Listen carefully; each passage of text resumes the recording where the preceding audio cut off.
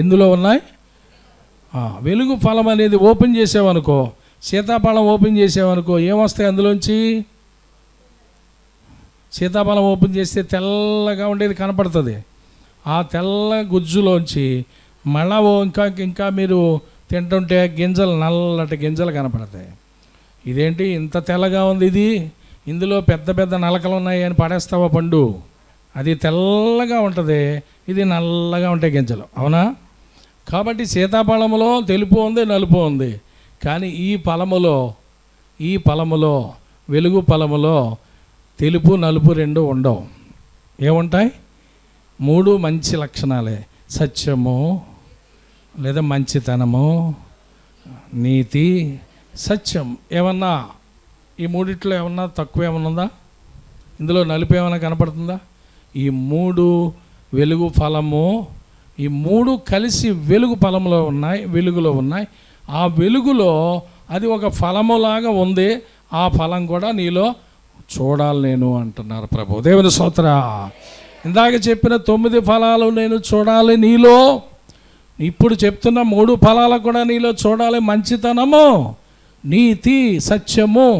ఈ 3 చాలా కష్టం అండి వీటిని మనం అనుసరించడం.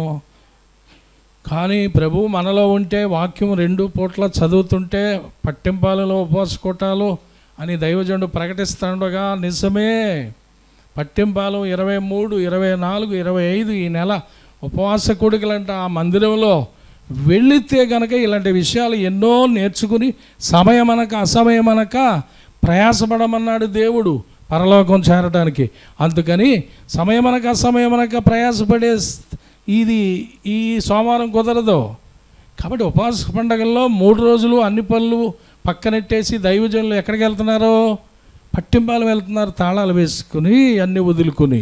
ఎందుకని? 3 రోజులు పండగలు, ప్రతిష్ఠితమైన పండగలు, మనోహరమైన పండగలు, ప్రతిష్ఠితమైన పండగలు, ఇలాంటివి ఎన్నో విషయాలు అక్కడ తెలియచేస్తారు. దేవుని చిత్తమైతే 3 దైవజనులు లేదా 5 దైవజనులు 3 రోజుల్లో కూడా అక్కడ నిలబడి దేవుని వాక్యం అందిస్తారు. అలాంటి పుణ్యస్థలానికి, అలాంటి వాక్యం వివరించే స్థలానికి 3 రోజులు సెలవెట్టుకుని 3 రోజులు పని మానుకుని వెళితే ఈ పరలోక రాజ్య సంబంధమైన పండుగలు. గట్టిగా స్తోత్రం చెప్తాం. హల్లెలూయా. ఇహలోక సంబంధమైన పండుగలు వేరు, పరలోక సంబంధమైన సిద్ధపాటుకి పండగలు, ఉపవాస పండగలని నేను ఖచ్చితంగా చెప్తున్నా. దేవుని స్తోత్రం. ఇక్కడ ఉన్నాయి కదండి 10 రోజులు, అప్పుడు చూసుకుంటాను నేను. మరి అక్కడ ఎందుకు పెట్టారు ప్రభు? అంటే ఇది నీ సొంత ఆలోచన. ఇక్కడ పెట్టినప్పుడు నేను ప్రభు ఇక్కడ పెట్టావు కదా, అక్కడ ఎందుకని నేను అన్నానా? మరి నేను మాత్రమే వెళ్తున్నాను, అందరికీ చెప్పలేదా? ఆనందమ్మా ఈ బాడీలో కదులుతలేదు. దేవుని స్తోత్రం.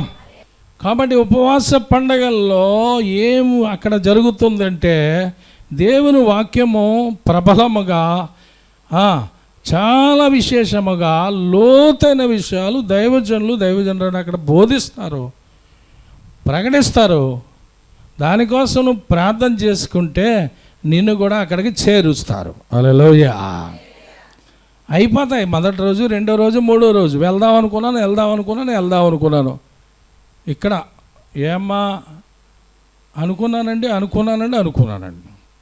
అలాగే అనుకుంటా ఉంటే యేసుప్రభువారు రాకుండా ఉంటారా? ఆయన వస్తారు మధ్యాకాశంలోనికి. ఎవరిని ఆ మేఘాలు ఎత్తుకుంటాయంట? ఈ 9 ఫలాలు: ప్రేమ, సంతోషము, సమాధానము,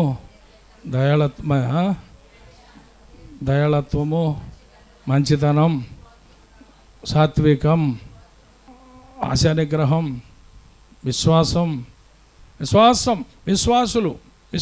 అన్నాను ఇందాక. విశ్వాసులు చెప్పాను కదా 2 చెట్ల గురించి. కాబట్టి అనేకమైన విషయాలు మీకు మరి నేర్చుకోవాల్సినవి ఎన్నో ఉన్నాయా లేదా? అన్నీ వచ్చేసా? అన్నీ వస్తే ఇక్కడికి వస్తారా? మీరు వస్తారా? రారా? అన్నీ నాకు వచ్చేసిను, నేను పరలోకం రానంటావా? ఇది పరలోక సంబంధమైన మందిరం. దేవుని స్తోత్రం. నువ్వు ఉండే ఇల్లు ఇహలోక సంబంధమైన తలదాచుకొని ఇల్లు. ఇది యెహోవా గృహం. ఎందుకు రావు చెప్పు, రావాలా వద్దా? అది ఇక్కడికి రావాలి, పట్టింబాలు వెళ్ళాలి, మండరాజనం కూడా వెళ్ళాలి. మనకి 3 చోట్ల పండగలు, అవి తప్పనిసరిగా పరలోక సంబంధమైన మార్గము నేర్పించే, చూపించే మహత్తరమైనటువంటి అవకాశం దేవుణ్ణి నీకు ఇచ్చినప్పుడు పాడు చేసుకుని నాకు అది జరగలేదు, నాకు ఇది జరగలేదు, నాకు ఇలా కాదు అలా కాదు. మరి ఉపవాసం ఉండు, ఓ రోజు ఉంటున్నాడు కదండి, 3 రోజులు ఉండు. 3 రోజులు ఆయన 40 రోజులు చేశారా లేదా యేసుప్రభు వారు? మనం కూడా చేసేవాళ్ళమా లేదా 10 రోజులు? 3 రోజులే కదా. చాలా పనులు ఉన్నాయండి. సరే, ఆ పనులతో ఉండు. చాలా బిజీ అండి. ఎప్పుడు బిజీయా నువ్వు? బిజీ కాంది ఎప్పుడు? అవునా కదా? అలాగనకంట నేనే తెలివైన దాన్ని, తెలివైనని అని అనవద్దు అమ్మా. నేనే జ్ఞానినని నువ్వు అనుకోవద్దు. ఏం చేయాలంట? దేవుడికి మనం అప్పగించుకోవాలి. ప్రభా, నువ్వు ఎక్కడ నడిపిస్తావో, ఏ రోజు ఎక్కడ ఉంచుతావో, ఏ రోజు ఏం మాట్లాడిస్తావో, ఎక్కడ మాట్లాడినా సత్యమే మాట్లాడాలి. నేనేం మాట్లాడాలి? మంచితనం తెచ్చుకోవాలి, మంచి పేరు తెచ్చుకోవాలి, సత్యాన్ని ప్రకటించాలి. నేను ప్రకటించే పని నాకు ఇచ్చాడు. సత్యాన్వేషణ ఇంకా చేస్తున్నాను. ఎందుకంటే ఎన్నిసార్లు చదివినా బైబిల్ ఇంకా కొత్తగానే అనిపిస్తూ ఉందండి. ఎన్నిసార్లు విన్నా, ఎన్నిసార్లు చదివినా ఈ మహనీయమైన గ్రంథము చాలా కొత్తగానే అనిపిస్తుందండి, చాలా పరిశుద్ధంగా అనిపిస్తుందండి. అతి పరిశుద్ధుడైన ప్రభువారిని కలుసుకునేదాకా కూడా ఓ మహానందం. స్తోత్రం, హల్లెలూయా, హల్లెలూయా. మనసారా, నోరారా, ఊరూరా ప్రకటించడానికి సిద్ధంగా ఉన్నావా? నీ సాక్ష్యం ద్వారా నీ దేవుడు నీకు ఇచ్చిన స్వరపేటికనెత్తి పాడి ఆయన్ని గణపరచడానికి సిద్ధంగా ఉన్నావా? ఊరూరా, నోరారా.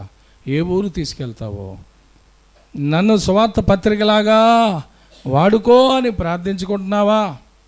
నీ సాక్ష్యం అక్కడే మూతపెట్టి కూర్చుంటావా? పక్కనున్న ఊరిలో కూడా తెలియదు నీ సాక్ష్యం. మార్తని ప్రియులారా, మార్త గ్రామము దైవ సన్నిధిని ఊరూరా, నోరారా పట్టణాలకి, పల్లెలకి, ఇతర రాష్ట్రాలకి, ఇతర కొన్ని దేశాలకు కూడా వ్యాపించింది సువాసన. దేవుని స్తోత్రం.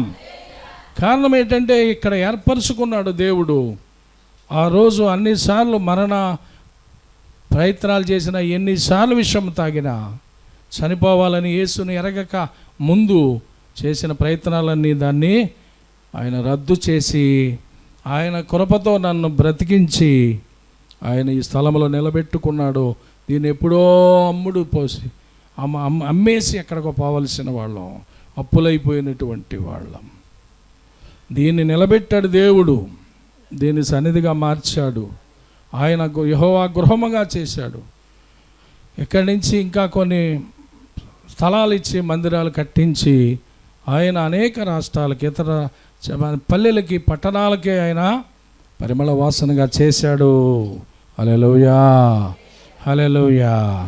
అదే దైవ సన్నిధి, దేవుని సన్నిధి. దైవ సన్నిధి అంటే ఏంటండి? దేవుని సన్నిధి. ఆయన ఉండే స్థలం. ఎంత మంచి పేరు పెట్టుకున్నారో ఆయనే పెట్టారు, ఆయనే నిలబెట్టారు, ఆయనే వాడుకుంటున్నారు, ఆయనే మాట్లాడుతున్నారు. ఆయనకే మహిమ కలుగును గాక. ఆమేన్. ప్రియులారా, ప్రథమ ఫలం క్రీస్తే అని మనం చెప్పుకున్నాం. ఆత్మ ఫలాలు 9 ఉన్నాయని చెప్పుకున్నాం. వెలుగు ఫలములు 3 కనపడుతున్నాయి. ఆ 3 వెలుగులో ఉన్నాయి. ఎప్పుడైతే ఆ 3 ఫలాలు ఈ చెట్టున లేదా నా మీద ఉన్నాయో, నాలో ఉన్నాయో, మీలో ఉన్నాయో, ఆ సత్యం, ఆ నీతి, ఆ మంచితనం అనేది ఉందో, అప్పుడు మరి ఈ వెలుగు అనేది నా ముఖంలో కనిపిస్తుంది. అదే ప్రభు యొక్క అనుగ్రహం అంటాం.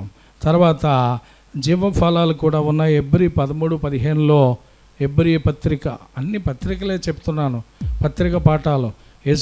అపొస్తలుడైన పౌలు గారు హెబ్రీలకి రాస్తూ, ఇందాక గలతీయులకి రాశారు, ఎఫెసీయులకి రాశారని చెప్పాను. తర్వాత హెబ్రీలకు రాస్తూ 13:15లో జీవ ఫలాలు ఉన్నాయి. జీవ అంటే ఏంటండి? నీ జీవ పడిపోను అని తిడతారు కోపం వచ్చినప్పుడు. ఏం పడిపోవాలంట? అది లోపల జీవ ఫలాలు అంటే నోట్లో లాలాజలం, అది ఆరిపోతే ఆగిపోద్ది ఊపిరి. కాబట్టి నోట్లో ఉన్న ఫలాలు జీవ ఫలాలు. ఒకసారి చదువు అది అమ్మా. కాబట్టి ఆయన ద్వారా మనం దేవునికి ఎల్లప్పుడూ స్తుతియాగము చేయుదము అనగా. అదే ఇప్పుడు అర్థమైందా? జీవఫలం అంటే ఎల్లప్పుడూ అంటే ఉపవాస కోటాలు అప్పుడప్పుడును అని ఉందా? క్రిస్మస్ పండుగ అప్పుడు అని ఉందా? ఎల్లప్పుడూ అంటే నిత్యము జీవఫలాలు అర్పించాలి. ఏంటి ఆ జీవఫలముల్లో మొదటిదంటే స్తుతి యాగము. పక్కన వాళ్ళతో చెప్పండి, స్తుతి యాగము. అది ఒక యాగం. యాగాలు చేసేవారంట మనోళ్ళు. దీని మించిన యాగము ఇంకేమన్నా ఉందా అంటే స్తుతి యాగము. స్తుతి చేసి నే పాడనా స్తోత్ర గీతం, భజించి నే పొగడనా స్వామి, స్తుతించి నే పాడనా స్తోత్ర గీతం. అంటే స్తోత్రగీతాలు పాడేటప్పుడు, స్తుతులు పాడేటప్పుడు కళ్ళు మూసుకొని ధ్యానంతో మనం మర్చిపోయి ఆ పాడటమే స్తుతి యాగం. హల్లెలూయా. నువ్వు పాడతావో స్తుతి స్తోత్రం స్తుతులు ప్రభ స్తోత్రాలు ప్రభ, మీరు చేసిన మేళ్లకై ఉపకారాలకై, నన్ను బ్రతికించినందుకు, మరణాలను తప్పించినందుకు, శోధనలను విడిపించినందుకు, నా ఇంటి వారిని రక్షించినందుకు, నా ఇంట్లో పలానా ఇలాగ వీళ్ళని ఇలా కాపాడినందుకు మీకు స్తుతులు ప్రభ, స్తోత్రాలు ప్రభ, స్తుతులు ప్రభ, స్తోత్రాలు ప్రభ అని పట్టుకోలేనంత ఉజ్జీవంతో చాలా ఉపవాసాల్లో అది సాధ్యమవుతుంది. ఇక్కడ స్తుతులు అని చేసిన మేళ్లకై ఆయనకి స్తుతియాగం అర్పిస్తుంటే అది జీవఫలము అంటారు. ఏమంటారు? అది జీవఫలము. శక్తి లోపం లేకుండా, చేతులు ముడుచుకుని కూర్చోకుండా, చప్పట్ల కొడుతూ ఆయన్ని స్తుతియాగం అర్పిస్తుంటే, పాడగలిగితే తీయగా మధురంగా పాడుతూ మనము గానాలాపన చేస్తూ ఆయన మహింపరుస్తుంటే ఆ దేవాది దేవుడు ఆకాశములో నుండి అకస్మాత్తుగా కిందకు వస్తాడు. దేవుని స్తోత్రం. నీ మీదకి ఆయన శక్తి ఇచ్చి కొత్త భాషలతో నిన్ను పరిశుద్ధాత్మతో నింపుతారు. దేవుని స్తోత్రం. శృతి చేసి నే పాడన స్తోత్ర గీతము, భజించి నే పొగడనా. ఆయన పొగడాలి, స్తుతించాలి, ఆయనకి అదే ఇష్టం. కాబట్టి జీవఫలాల్లో ఒకటి స్తుతి యాగమని చదివా. తర్వాత ఆయన నామమును ఒప్పుకొనుచు జీవఫలము అర్పించుదము. అది రెండోది ఏంటంటే పాడేసి అలసిపోయా, మంచిదే. ఆయన నామాన్ని ఒప్పుకోవాలంట. ఏమని? ఆయన నా కోసం ప్రాణం పెట్టారని, ఆయన నా కోసం రక్తం చిందించారని, ఆయన పరలోకం విడిచిపెట్టి భూలోకానికి నరుడుగా అవతరించారని. అమ్మా, అలా ఒప్పుకుని నీ పాపాలన్నీ విడిచిపెట్టడానికి ఇష్టపడి సంసిద్ధురాలవై ఆయన రక్తంలో నన్ను కడగమని. కాబట్టి జీవఫలములు నువ్వు అర్పించవచ్చు. కన్నీళ్లతోటి, వేదంతో నువ్వు ప్రభువుని అడగాలి. ఏమని? క్షమించు ప్రభా, ఇక ఇలాంటి తప్పులు చేయను, ఇలా బ్రతకను, నీకోసం జీవిస్తాను, నీకోసం బ్రతుకుతాను. నా కోసం రక్తం ఇచ్చేవాళ్ళు ఎవరున్నారు? అంత విలువైన రక్తం, అంత ప్రశస్తమైన రక్తం, ఆ నీతిమంతుడైన నీ రక్తం నా కోసం చిందించావు కదా. ఆ రక్తంలో నా పాపాలు కడిగేస్తానంటున్నావు. పవిత్రమైన రక్తంలో నన్ను కడుగుము. నేను ఇక్కడి నుంచి తప్పులు చెయ్యను. నిన్ను ఒప్పుకుంటున్నాను, నీ నామాన్ని ఒప్పుకుంటున్నాను, నీ యందు విశ్వాసం ఉంచుతున్నాను అని మీరు చెప్పాలి హృదయపూర్వకంగా. అదే రెండవ జీవఫలం. ఫస్ట్ ఏంటంటే స్తుతియాగము చేయుట. రెండవది స్తుతియాగము చేస్తూ ఉండగా నీలో మతులు మారిపోతాయి. శృతి అంటుంటే నీ మతులు మార్చేస్తాడు దేవుడు. ఏది చేసినా శక్తి లోపం లేకుండా హృదయపూర్వకంగా మనం చెయ్యాలి. అంతేగాని ఇలా చూసి దిక్కులు చూసి మనసు నిదానములుగా చేయకండి, చాలాగా చేస్తే ఏం పని అవ్వదండి. కాబట్టి హృదయపూర్వకంగా మనం అలా చేసినప్పుడు దేవుడు జీవఫలాలను అంగీకరిస్తారు. జీవఫలాలు ఇంకేముంది? ఉపకారమును ధర్మమును చేయ మర్చిపోకుడి. అది ఉపకారము ధర్మం చేయటం మర్చిపోవద్దు. అట్టి యాగములు దేవునికి ఇష్టమైనవి. అట్టి యాగము దేవునికి ఇష్టమైంది. ఏంటి చేయాలంటే ఉపకారం చేయాలి, అపకారం చేయకూడదు. ఉపకారం చేయాలి, ధర్మం చేయాలి. నీకున్న దాంట్లోంచే నీ శక్తి లోపం లేకుండా ధర్మం కూడా చెయ్యి. అలా చేసినప్పుడు దీన్ని మర్చిపోవద్దని అది ఆయనకి ఇష్టమైన పనులని చెబుతున్నారు. కాబట్టి జాగ్రత్తగా మనం ఇవన్నీ గుర్తుపెట్టుకుందామా? ఉంటాయా? వెళ్ళిపోతాయా?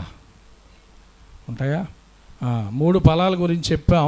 ప్రథమ ఫలం క్రీస్తే అని చెప్పాను, రెండోది ఆత్మ ఫలాలని చెప్పాను, ఇంకొకటి వెలుగు ఫలం అని చెప్పాను.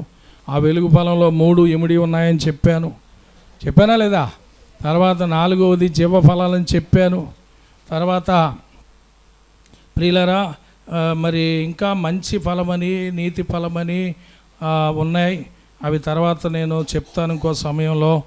కాబట్టి గమనించండి, మంచి ఫలాలంట, నీతి ఫలాలంట, అవి కూడా మరొక సమయంలో నేర్చుకుందాం. కాబట్టి ఈ శ్రేష్టమైన సమయంలో ప్రియులరా మీరు నేర్చుకున్న పాఠం మోకరిస్తే మళ్ళీ ఒక్కసారి జ్ఞాపకం చేసుకుంటూ ప్రార్థన చేసి ముగించుకుందాం. హల్లెలూయా, హల్లెలూయా, హల్లెలూయా, హల్లెలూయా. జిప్పులెట్టేస్తున్నారేంటి? దుకాణం సర్దేస్తున్నట్టు లెక్క. అంటే హృదయానికి హత్తుకోండి బైబిలు, మళ్ళా తెరిపిస్తారు. మళ్ళీ ఇది బైబిల్ తెరవాలి, జిప్పులు అయిపోతున్నట్టు కూటం లెక్క. మోకరించండి అమ్మా. ఏంటో పద్ధతి అర్థమవుతలేదు. అసలు మోకాళ్ళు వేసి ఈ బైబిల్ ఎలా పట్టుకుని మోకాళ్ళు వేయలేరా? వాక్యంలోకి వెళ్ళిపోవాలి. ప్రార్థన స్తోత్రం. వెంటనే మోకాళ్ళు వేసి అన్నీ చదువుకుంటాం కాదు, ఇదే బాగా నేర్పించేస్తుంది సైతాను. కాబట్టి అవన్నీ కాకుండా చేతులు జోడించి హృదయాన్ని కత్తుకుని బైబిల్, ప్రభువా తండ్రి స్తోత్రములు, వాక్యం కోసం ప్రార్థిస్తున్నాం తండ్రి, సహాయం చేయండి. అవును నాయనా, ఫలాల గురించి చెప్పుకున్నాం. ప్రథమ ఫలము క్రీస్తే. అవును నాయనా, మా కోసం చనిపోయావు, మా కోసం యాగమయ్యావు, శిలువ యాగమయ్యావు, మళ్ళా తిరిగి లేచావు. మరణాన్ని గెలిచిన వారు ఎవరు ప్రపంచంలో అంటే మృత్యుంజయుడు మీరే. అది ప్రథమ ఫలంగా మీరున్నారు. మమ్మల్ని అందరినీ కూడా పైకి లేపుతానంటున్నావు. నీ మేఘముల చేత కొనుపోబడుదురు అని చెప్తున్నావు. అవును తండ్రి, అలాగ ఉండాలంటే మేము ఏం చేయాలి? ఆత్మ ఫలాలు 9 కూడా మేము చదువుకున్నాం. అవి చదవటం కాదు, వినటం కాదు, అవి మాలో ఉన్నాయా లేదా, అలా నడుస్తున్నావా లేదా? మరొక 3 ఫలాల గురించి తెలుసుకున్నాం. వెలుగు ఫలమని, అది ఒకటే ఫలం కనిపిస్తుంది, కానీ అందులో 3 మంచి లక్షణాలు ఉన్నాయి. మంచితనం, నీతి, సత్యము. నీతిగా ఉండటం చాలా కష్టం, సత్యంలో నడవటం చాలా కష్టం. మంచితనం, మంచి పేరు తెచ్చుకోవటం చాలా కష్టం. చెడ్డ పేరు క్షణంలో వస్తుంది. ప్రభువా ఇదిగో జీవఫలాలు ఏంటి? ఏం చేయాలి? ప్రభుకి స్తుతి పాటలు పాడాలి, స్తుతియాగం అర్పించాలి, ప్రభుని మహింపరచాలి, దేవుణ్ణి ఇదిగో ఆయన నామాన్ని ఒప్పుకోవాలి, పాపాలు ఉంటే విడిచిపెట్టాలి. లోపాలు తప్పులన్నీ కూడా, కోపం, శరీర కార్యాలన్నీ తీసేయమని అడగాలి, చంపుకోవాలి. నీ కోసం శరీర కార్యాలు చంపుకుని నాయనా హృదయంలో చోటిచ్చేవారికి ఇవన్నీ కూడా ఒక్కొక్కటి ఫలిస్తాయి. వాక్యముతో ప్రార్థనతో నడిపించు నాయన. ప్రార్థన. మహోన్నతుడా, నీ పరిశుద్ధమైన నామాన్ని స్తుతిస్తున్నాం. నీ ఘనమైన నామానికి వందనాలు, స్తోత్రాలు. ఈరోజు మధ్యాహ్న కాలంలో ఈ సోమవారం కూడికలో మీరు స్పష్టంగా మాట్లాడారు. దైవజనుడు నిలబడి ఇక్కడ మాట్లాడింది మీ మాటలే. అయితే నీ బిడ్డలు ఎంతమంది వచ్చారో వారిలో ఫలించే చెట్లెన్ని, ఫలించని చెట్లెన్ని. ప్రభు, ఎవరు శ్రద్ధగా విన్నారో, ఎవరో వెంటనే లోబడుతున్నారో, ఎవరో చురుగ్గా పరిగెడుతున్నారో, అది భాగ్యమని ఎంచుకోమన్నావు.